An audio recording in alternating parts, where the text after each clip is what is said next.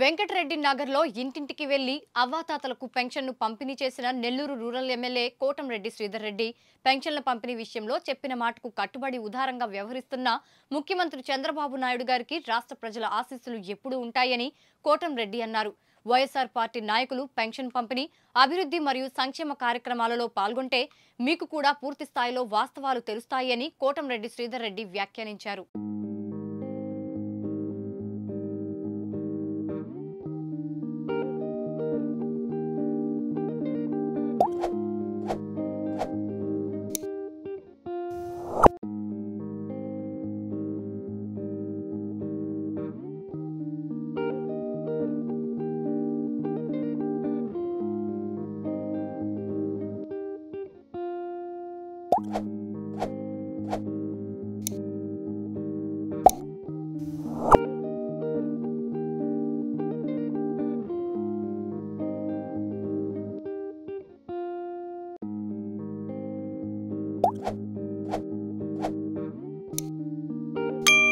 Telugu Desam party కూటమి ప్రభుత్వం అధికారంలోకి వచ్చిన తర్వాత చంద్రబాబు నాయుడు గారు ముఖ్యమంత్రిగా గత నెల జూలై 1వ తారీఖున ఎన్నికల వేళ చెప్పిన మాట కట్టుబడి 7,000 రూపాయల పెన్షన్ వృద్ధులకి వితంతువులకి అందింది.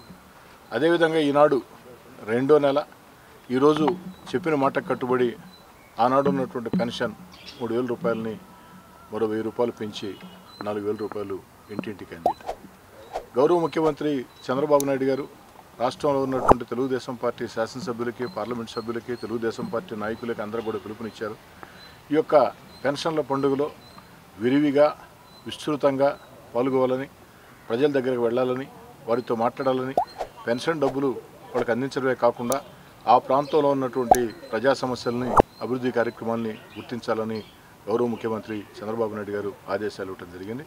వారి ఆదేశాల మేరకి ఈరోజు ఉదయాన్నే ఈ యొక్క నెల్లూరు రూరల్ నియోజకవర్గం 18వ డివిజన్లో ఈ యొక్క పెన్షన్ల పంపిణీ కార్యక్రమం శ్రీకారం చుట్టడం జరిగింది. ఈ సందర్భంగా ఈరోజు రాష్ట్రం ఆర్థిక సంక్షోభంలో ఉన్న గత ముఖ్యమంత్రి జగన్మోహన్ రెడ్డి గారి విధానాలతో రాష్ట్రం ఆర్థికంగా దివాలా తీసినా ఎక్కడా కూడా సంక్షేమ పథకాలు ఆగకూడదు, అభివృద్ధి కార్యక్రమాలు ఆగకూడదు, మన బిడ్డలకు ఉద్యోగాలు రావాలని అనేక రకాల ప్రయత్నాల ద్వారా చంద్రబాబు నాయుడు గారు పనిచేస్తున్నారు.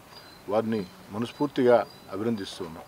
అయితే ఇదే సందర్భంలో గౌరవ ముఖ్యమంత్రి చంద్రబాబు నాయుడు గారు ఏదైతే ఈ యొక్క పెన్షన్ల పంపిణీ విషయంలో ఇంత చెప్పిన మాట కట్టుబడి ఉదారంగా వ్యవహరిస్తున్నందుకు రాష్ట్ర ప్రజలందరూ కూడా వారికి ఆశీస్సులు అందిస్తూ ఉన్నారు.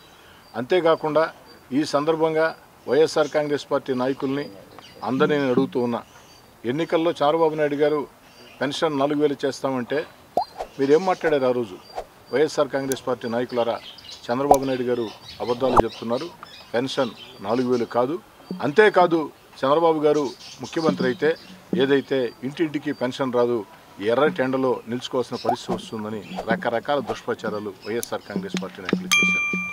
ఆనాడు వైఎస్ఆర్ కాంగ్రెస్ పార్టీ నాయకులు చేసిన దుష్ప్రచారానికి ఈరోజు మొత్తం కూడా చేతల్లోనే తెలుగుదేశం పార్టీ ప్రభుత్వం సమాధానం ఇస్తూ ఉంది. మీరు చేసిన దుష్ప్రచారం అని తెలియజేస్తూ ఉంది.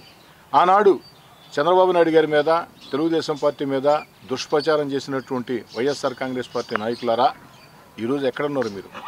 మీరు కూడా వచ్చి ఈ పెన్షన్ల పండుగలో పాల్గొంటే బాగుంటుంది, మేము ఆహ్వానిస్తూ ఉన్నాం. కానీ మీకు మొహం చెల్లటంలే.